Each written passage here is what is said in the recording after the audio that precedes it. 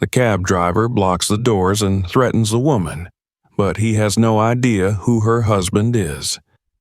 Tensions rise and the situation turns out in a completely unexpected way. Subscribe, watch the video, and share your impressions in the comments.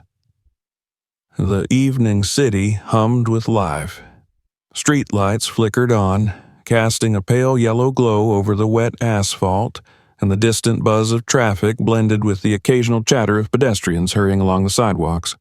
The air was warm, holding the remnants of a summer day, though a slight breeze hinted at the approaching night. For many, this was just another evening, filled with mundane routines and small pleasures. For Layla, it was supposed to be the same, a peaceful end to a taxing day. Layla adjusted her blazer as she stepped out of the office building. The long day had left her shoulders heavy, but her expression remained composed. Her heels clicked sharply against the pavement as she navigated the bustling street.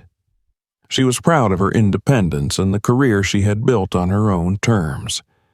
The day had been a storm of negotiations, emails, and subtle tensions in meetings, leaving her with little energy to spare. All she wanted now was to reach the comfort of her home, curl up with a book, and let the stress melt away. Unlocking her phone, she opened the rideshare app. The familiar interface glowed softly on the screen as she selected her destination, a straightforward route to her apartment across the city.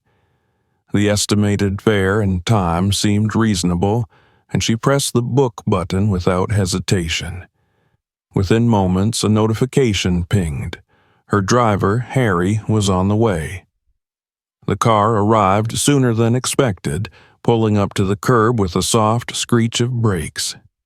It was an older model sedan, clean but slightly outdated. Layla hesitated for a moment, her instincts catching on something subtle she couldn't quite place, but she dismissed it as overthinking. The app had assigned this ride, and it had a decent rating. She stepped toward the vehicle, the driver already lowering the window to confirm her identity. "Layla?" the man asked, his voice gruff but polite enough. He looked to be in his late 40s or early 50s, with short graying hair and a weary expression. His uniform, a plain polo and slacks, was neat but unremarkable. "Yes," she replied, offering a faint smile as she opened the door and slid into the back seat. The interior smelled faintly of air freshener, with a lingering trace of tobacco that made her wrinkle her nose. As the car eased back into traffic, Layla glanced out the window, letting the city's rhythm distract her. Harry, the driver, seemed quiet at first, focused on the road, but as they moved further away from her office, he began to speak. "Long day at work?" he asked, his voice cutting through the low hum of the car engine. Layla glanced up from her phone, slightly surprised by the small talk. "Yeah, it's been busy," she replied noncommittally, hoping to keep the conversation short. "Corporate world, huh?" He chuckled, though it sounded more cynical than friendly. "Must be nice, though, dressing sharp, making the big bucks." Layla felt a flicker of discomfort. It wasn't the first time a stranger had made assumptions about her life based on appearances. She gave a neutral response. It has its challenges. Harry didn't seem satisfied with her answer. His eyes met hers briefly in the rearview mirror, lingering a second too long. "You live alone? Must be hard coming back to an empty place after a long day." The question caught her off guard. It was invasive, too personal, but she tried to brush it off lightly. "I manage." The driver chuckled again, but this time there was something unsettling in his tone. "Yeah, I bet you do." Layla shifted in her seat, her grip tightening on her phone. The atmosphere in the car began to shift subtly. The air felt heavier, the hum of the engine too loud. She glanced at the app's map, tracking their route. The car was still on course, but she couldn't shake the unease creeping into her thoughts. As the journey continued, Harry's questions became increasingly intrusive. He asked about her job, her schedule, and even her family. Each query was framed casually, as if he were merely making conversation. But Layla noticed the way his gaze flicked to her through the mirror, the way his tone held an undercurrent of something she couldn't quite name. "Nice watch," he remarked suddenly, nodding toward her wrist. "Bet that cost a pretty penny." Layla instinctively covered the watch band with her hand, forcing a polite smile. It was a gift. Harry didn't reply, but his expression darkened slightly. Layla turned her attention back to the app, now fixating on the road. Her heart skipped when she noticed the car veer slightly off course. The new route was still parallel to the original, but it wasn't what the app had displayed. "Excuse me," she said, her voice firm. "Excuse me," she said, her voice firm. "This isn't the way it showed on the app."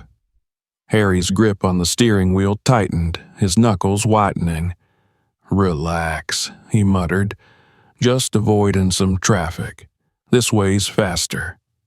Layla's stomach tightened, but she forced herself to stay calm. Maybe he was right. Maybe he knew a shortcut. She didn't want to jump to conclusions, but the nagging feeling in her chest wouldn't subside. As the streets grew quieter and less familiar, the unease became impossible to ignore. Layla considered her options. Should she confront him again, demand he return to the original route, or would that provoke him further? Her phone vibrated with a notification, breaking her train of thought. She glanced at it, a message from the app reminding her of safety features, like the emergency contact button. Her fingers hovered over the screen, debating whether to press it. Harry's voice interrupted her. "You seem nervous," he said, his tone casual but edged with something sharp. "You don't trust me?" Layla's heart pounded, but she managed to keep her voice steady. "I just want to make sure we're on the right route." "We are," he snapped, the earlier pretense of friendliness slipping away. "I've been doing this job longer than you've been alive. I know what I'm doing." The tension in the car was palpable now. Layla's instincts screamed at her to act, but she didn't know what to do. She forced herself to look calm, her mind racing through possibilities. All she could do was hope this was a misunderstanding, a minor detour, nothing more. But deep down, she knew something was wrong, and it was only just beginning. The car slowed to a stop, the faint glow of the street lights revealing an unfamiliar street. Layla frowned as she looked around. This wasn't her destination. She double-checked the map on her phone, confirming what she already knew. They were far from where they were supposed to be. "Why are we stopping here?" she asked, her voice measured but firm. Harry shifted in his seat and turned to face her, his expression unreadable at first, but there was something unsettling in the way he looked at her, like a predator sizing up its prey. "Here's the deal," he said, his voice suddenly devoid of the thin veneer of professionalism he'd maintained earlier. "The fare's gonna cost you double. Special route fees, you know." Layla stared at him incredulous. "What? That's not how it works. The app calculates the fare automatically." Harry let out a low chuckle, leaning back in his seat. "The app doesn't know these streets like I do. This route, it's safer, faster.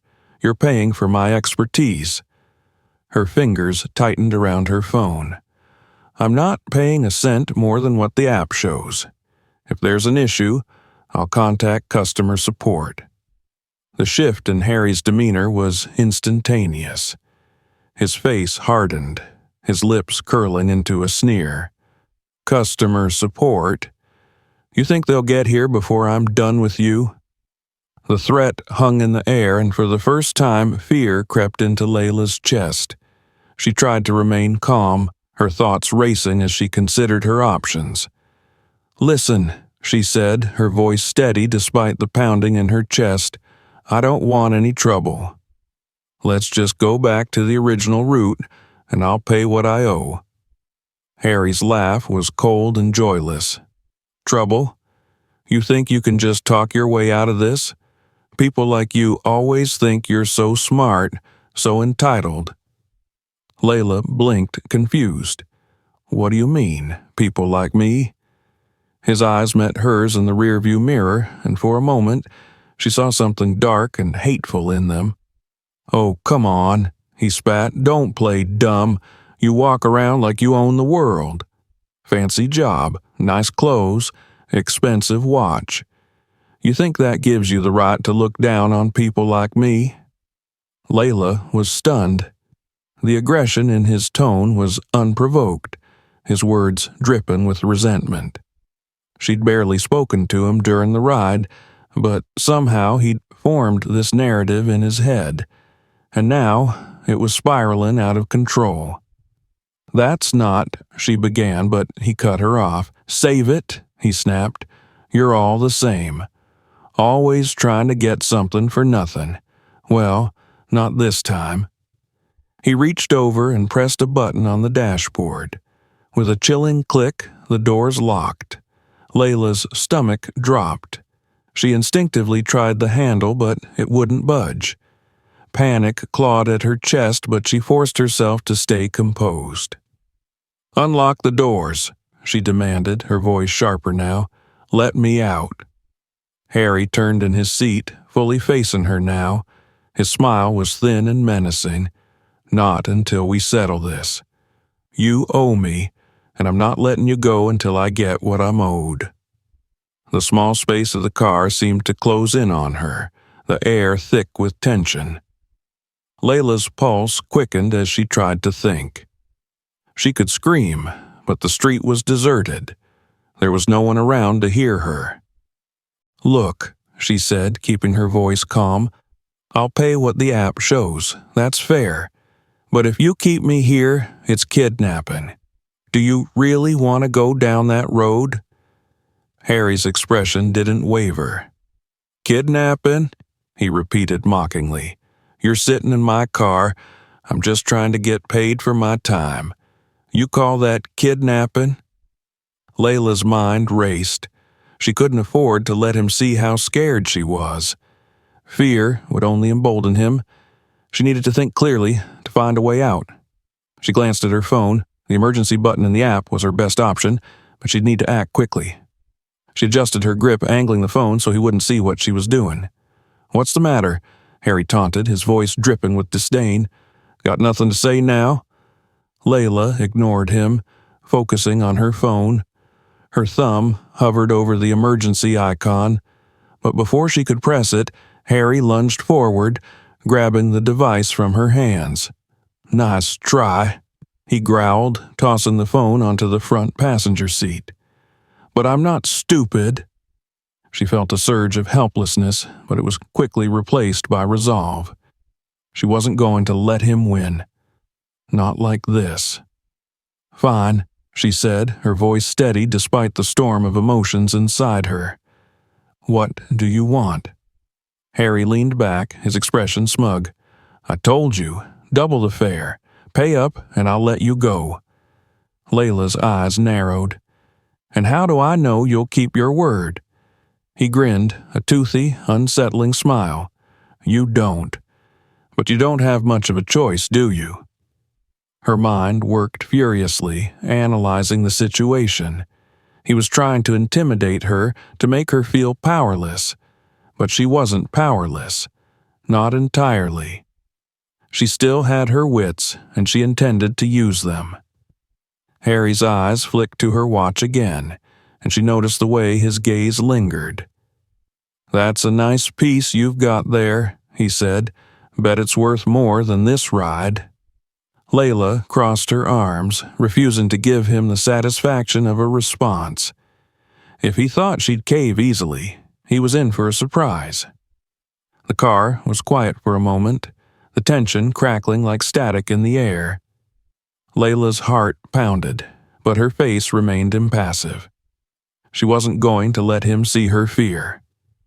Harry finally broke the silence. "We can do this the easy way or the hard way. Your call."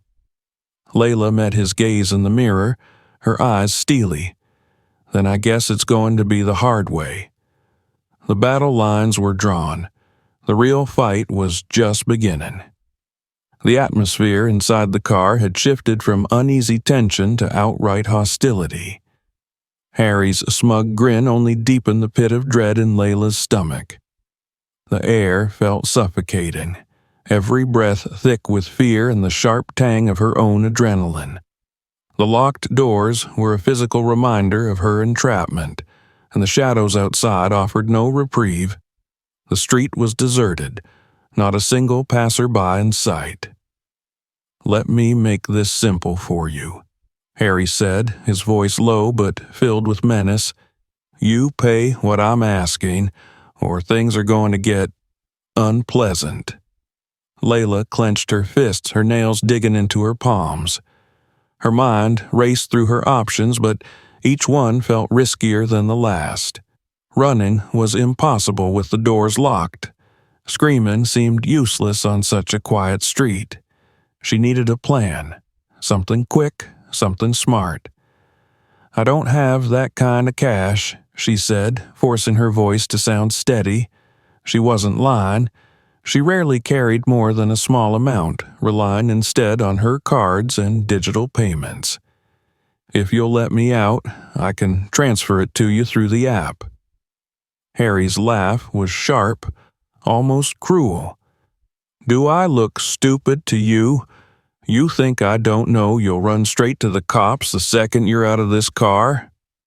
Layla kept her expression calm, though inside she was unraveling. She needed to buy time, to keep him talking while she figured out her next move. "You're making a mistake," she said evenly. "Whatever money you think you'll get isn't worth what happens when the police get involved." That struck a nerve. Harry's jaw tightened and his knuckles whitened as he gripped the steering wheel. "Don't you get it?" he snapped, his voice rising. "No one's coming to save you. Out here, it's just you and me." The finality in his tone sent a shiver down Layla's spine, but she refused to show it. Instead, she glanced around the car, cataloging every detail. The worn leather seats, the empty water bottle rolling on the floor, the faint glow of the dashboard lights. Her gaze landed on the glove compartment, and a sliver of hope sparked in her mind. If she could find something, anything, to defend herself, she might have a chance. Harry seemed to notice her shift in focus. "Don't even think about it," he warned, leaning back in his seat and reaching for something under the dashboard. When his hand re-emerged, it held a flashlight. Not particularly menacing, but its weight and metal casing made its potential clear. "You think you're smart," he said, his tone mocking, "always looking for a way out. But let me tell you something, sweetheart. You're not in control here. I am." The words hit Layla like a slap, but they also reignited her resolve. She wasn't going to let him dictate how this ended. She needed to keep her wits about her, to stay calm and look for an opening. "Fine," she said, her voice softer now, almost placating. "You win. I'll pay what you're asking." Harry narrowed his eyes, clearly suspicious of her sudden compliance. "Just like that?" "What choice do I have?" Layla replied, forcing a weary sigh. "You've got me trapped here. I just want to go home." Her tone must have convinced him because he relaxed slightly, the tension in his shoulders easing. He gestured toward her phone, still lying on the passenger seat. "Good. Now unlock it and make the payment." This was her moment. Layla reached forward, slowly, her fingers brushing the edge of her phone. But instead of picking it up, she shoved it further onto the seat, forcing Harry to lean over to retrieve it. The instant his attention was diverted, she lunged for the glove compartment. Her fingers scrabbled against the latch before it popped open. Inside, she found an old map, a pair of gloves, and, most importantly, a fire extinguisher. It was small, meant for emergencies, but in her hands it was a lifeline. "What the hell do you think you're doing?" Harry roared, turning back to face her. His hand shot toward her wrist, but Layla was faster. She grabbed the extinguisher and aimed it directly at his face, pressing down on the nozzle. The burst of white powder was immediate and blinding. Harry let out a strangled yell, recoiling as the chemical spray enveloped him. Layla didn't hesitate. She threw her weight against the door, jamming the lock mechanism repeatedly until it finally clicked open. She tumbled out of the car, hitting the pavement hard. Her palms stung from the impact, but she didn't stop to check them. Scrambling to her feet, she darted away from the vehicle, her breaths coming in ragged gasps. "Get back here!" Harry bellowed, his voice hoarse and furious. She glanced over her shoulder and saw him stumbling out of the car, wiping at his eyes with one hand while clutching the flashlight in the other. Layla's heart raced as she scanned the street. There were no other cars, no open businesses, no one to help. Her phone was still in Harry's possession, and the app's emergency button was useless without it. She had only one option: run. She sprinted down the street, her heels clicking loudly against the asphalt. Every muscle in her body screamed in protest, but she pushed herself harder, driven by the sheer will to survive. Behind her, she could hear Harry's heavy footsteps growing closer. "Stop running!" he shouted, his voice echoing off the buildings.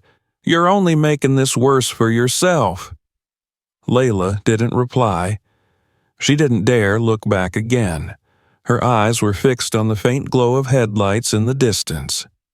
A car was approaching, her only chance at escape. She waved her arms frantically, shouting at the top of her lungs, "Help! Please stop!" The vehicle slowed, its high beams illuminating her in the dark. It was a pickup truck, driven by an older man who looked startled but concerned. He rolled down the window as she approached, his brow furrowed. "What's going on?" he asked. "Please, I need help," Layla panted, her voice trembling. "That man! He's trying to hurt me!" The driver's eyes flicked to the figure behind her, and his expression darkened. Harry had stopped several yards away, glaring at them both. He raised his hands as if in surrender, his face a mask of feigned innocence. "She's lying," he called out, his tone smooth and practiced. "She tried to rob me, and now she's running." The driver hesitated, clearly unsure whom to believe. Layla seized the moment, leaning closer to the window. "Please," she begged, her voice breaking.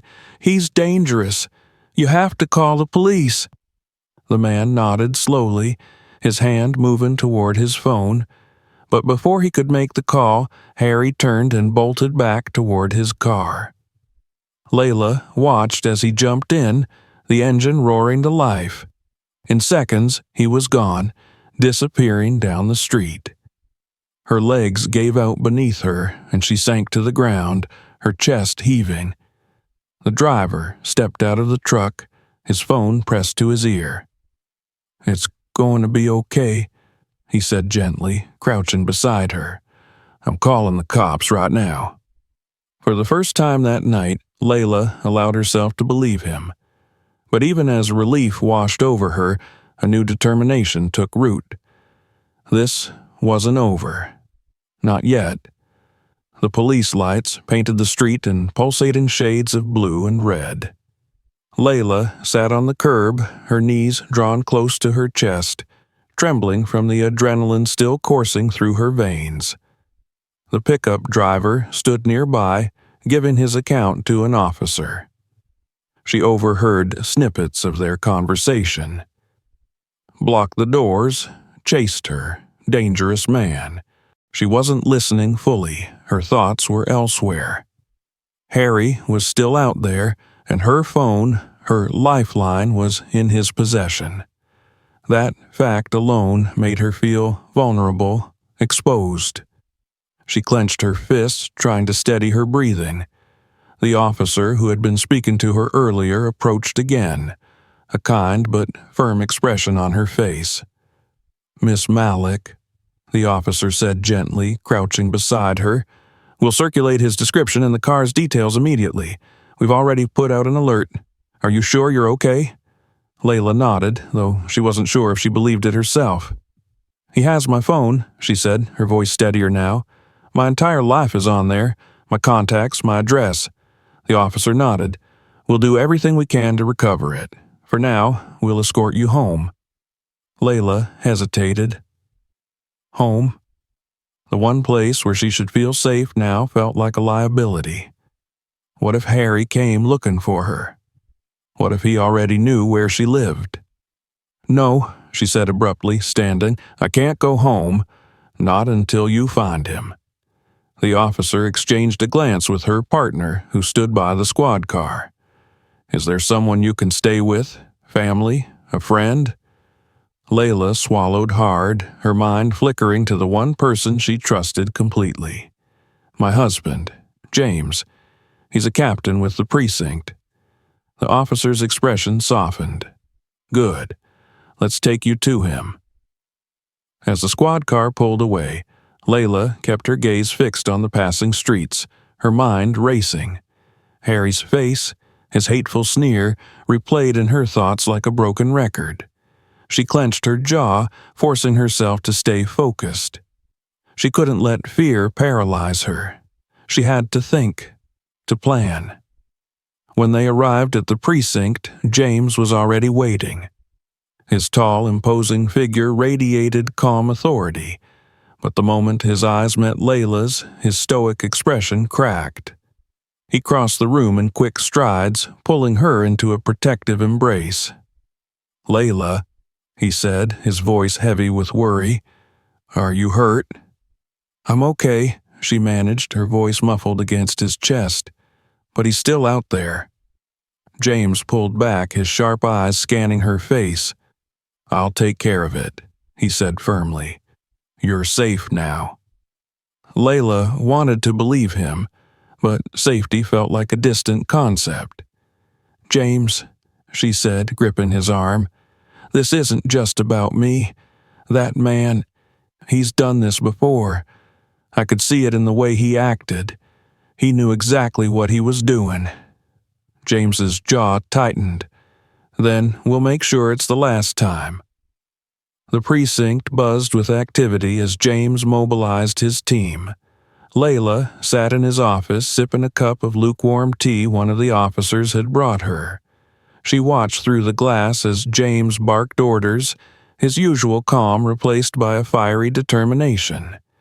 It was a side of him she rarely saw, a man who wouldn't rest until justice was served.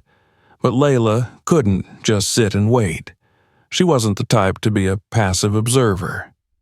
She began replaying the events in her mind, analyzing every detail, every word Harry had said. Something about his demeanor, his confidence, suggested he had done this before and gotten away with it. She stood, setting the tea aside, and walked into the bullpen. James spotted her immediately and approached. "Layla, you should be resting," he said, concern etched into his features. "I can't," she replied, her voice firm. "I need to help. There's something we're missing." James studied her for a moment before nodding. "Okay, tell me everything you remember." For the next hour, Layla recounted the ordeal in painstaking detail. She described Harry's appearance, his mannerisms, the car, and every word he had spoken. As she spoke, patterns began to emerge. "He mentioned the streets," she said suddenly. "He said he knew them better than the app, like he had some kind of advantage." James frowned. "If he's familiar with the area, He might have a place he goes to, somewhere he feels safe. Or somewhere he's taken others, Layla added, the thought sending a chill down her spine. James nodded, his mind already working. He called over one of his detectives and began outlining a plan. Check his rideshare profile, he said. Look for inconsistencies, complaints, unusual routes. Cross-reference it with reports of similar incidents. The detective nodded and got to work. Layla watched as the pieces began to fall into place, but she couldn't shake the feeling that time was slipping away. Hours passed, and the precinct quieted as the night deepened. Layla sat at James's desk, scrolling through the rideshare app on a spare phone the officers had given her. She looked at her trip history, her stomach sinking as she saw the unfinished ride marked as in progress. She tapped the driver's profile. Harry's photo stared back at her, his smile forced and insincere. Beneath it were dozens of reviews, most positive, but a few stood out. Uncomfortable experience. Driver took a strange route. Seemed aggressive when asked about the fare. Her heart pounded as she read the comments. There were patterns here, clear signs that Harry had been a problem for a long time, and yet he was still driving. This isn't his first time, she said aloud, showing James the reviews when he returned to the office. People have complained, but nothing's been done. James's expression darkened as he scanned the screen. We'll make sure that changes. Just then, one of the detectives burst into the room, holding a printout. We've got something, he said, handing it to James. A report from 2 months ago. A woman filed a complaint against a driver matching Harry's description. Same pattern. Detour, locked doors, threats. But she dropped the case. Why? Layla asked, her voice sharp. She said she was too scared to pursue it, the detective replied. Layla's stomach churned. We can't let him get away with it again. James placed a hand on her shoulder. We won't, he promised. But I need you to trust me. Let us handle this. Layla nodded reluctantly, but as James walked away, her resolve hardened. Trusting the system was one thing, but she couldn't ignore the nagging feeling that there was more she could do. Harry had underestimated her, just as he had underestimated his other victims. But this time, he'd made a mistake. This time, Layla was ready to fight back. The following morning, sunlight streamed through the precinct's windows, its warmth doing little to ease the tension that gripped Layla. She hadn't slept. Her mind replayed the events of the night over and over, each memory sharper, more vivid than before. Every time she closed her eyes, she saw Harry's twisted smirk, heard his venomous words. But fear was no longer the dominant emotion coursing through her. It was anger. In James's office, the investigation had gained momentum. Maps were spread across the desk, dotted with red pins marking locations tied to Harry's route history. Officers moved with purpose, gathering intel, cross-referencing complaints, and tracking Harry's last known movements. Layla stood at the edge of the room, watching as her husband took command. His presence, calm but unyielding, was a source of comfort and inspiration. Anything? James asked, his voice cutting through the quiet hum of activity. One of the detectives nodded, stepping forward with a folder.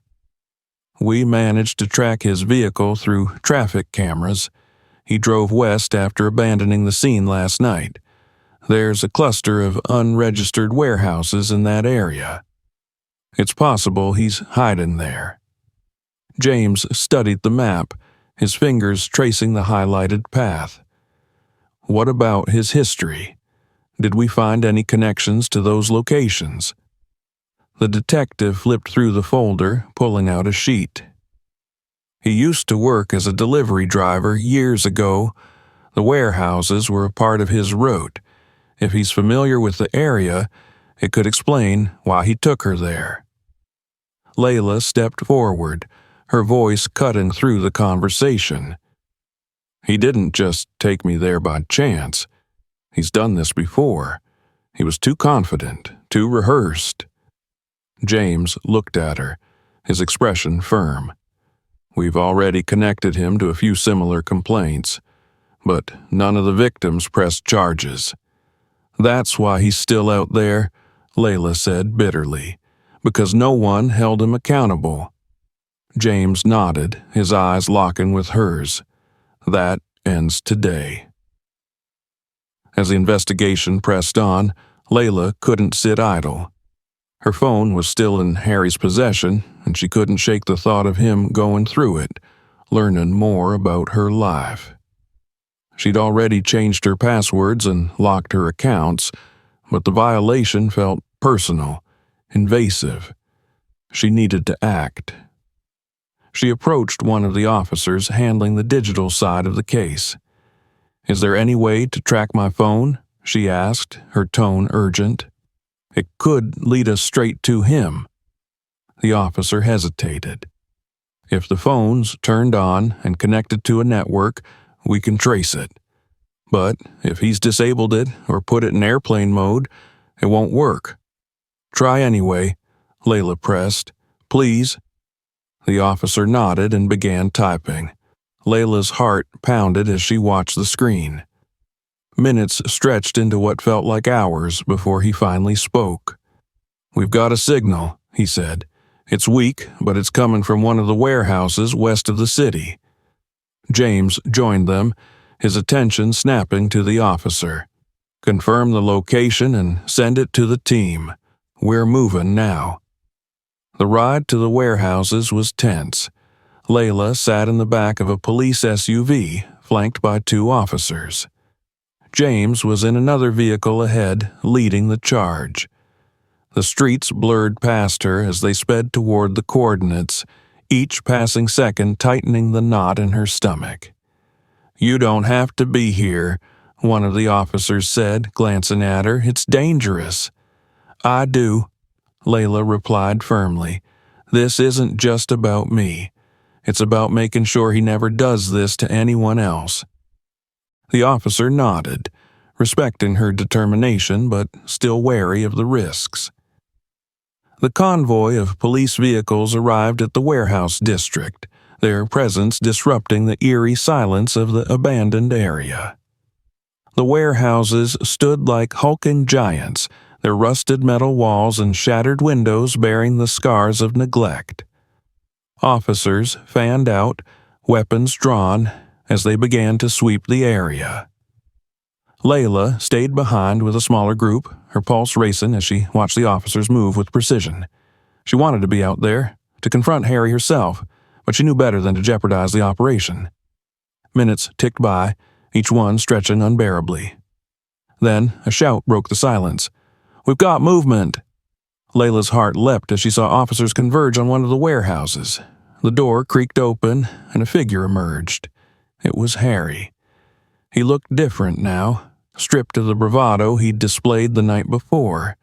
His face was pale, his eyes wide with panic as he raised his hands in surrender. Layla felt a surge of emotion, relief, anger, vindication, as she watched him being cuffed and led away. But it wasn't over. Not yet. Back at the precinct, Harry sat in an interrogation room, his smugness slowly returning.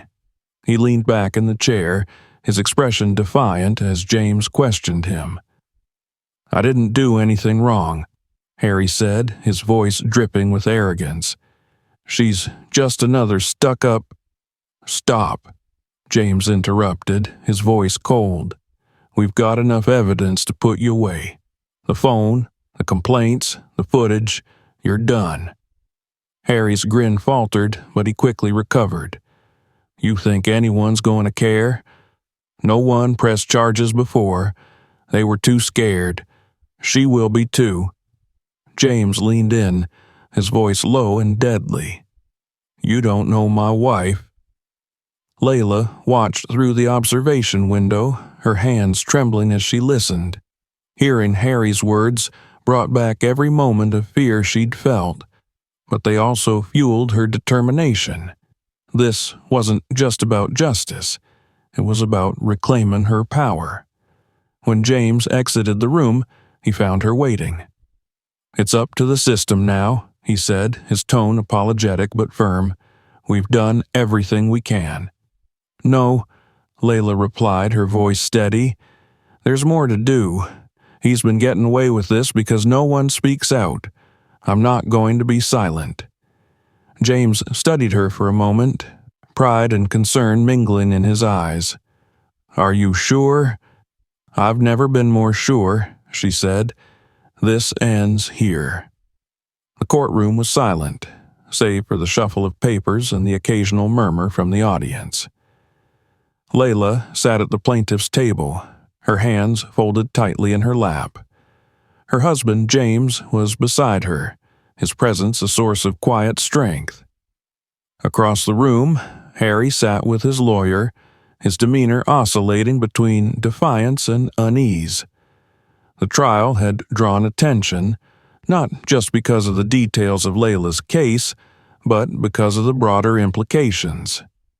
Harry's history of harassment and intimidation had finally come to light. Dozens of reports, once ignored or dismissed, were now part of the official record. Layla's decision to press charges had given other victims the courage to come forward, creating a damning case against him. The prosecution had laid out its argument meticulously. Harry's manipulative tactics, his exploitation of power dynamics, and his reliance on fear to silence his victims were all exposed. The evidence was overwhelming. The ride history, the recovered footage from traffic cameras, the testimony of witnesses who had encountered Harry's aggression in the past. Layla's stolen phone, found in his car, had further solidified the charges. But the most powerful moment came when Layla took the stand. She walked to the witness box with steady steps, her heart pounding but her resolve unshaken. The courtroom seemed to blur around her as she focused on the task at hand. This wasn't just about her, it was about every person who had suffered in silence, too afraid to speak out. The prosecutor began with gentle, supportive questions, guiding Layla through her testimony. She recounted the events of that night in vivid detail: the detour, the locked doors, the threats, and her eventual escape. Her voice wavered at times, but she pushed through, determined to be heard. When it was the defense's turn, Harry's lawyer tried to discredit her. The questions were pointed, laced with insinuations meant to undermine her credibility. "Isn't it true that you overreacted?" the lawyer asked, his tone calm but accusatory. "That you misunderstood the situation?" Layla's jaw tightened, but she remained composed. "No," she said firmly, "there was no misunderstanding. He locked the doors. He demanded more money. He threatened me." The lawyer leaned forward, feigning curiosity. "And yet, you claim to have remained calm during most of this ordeal.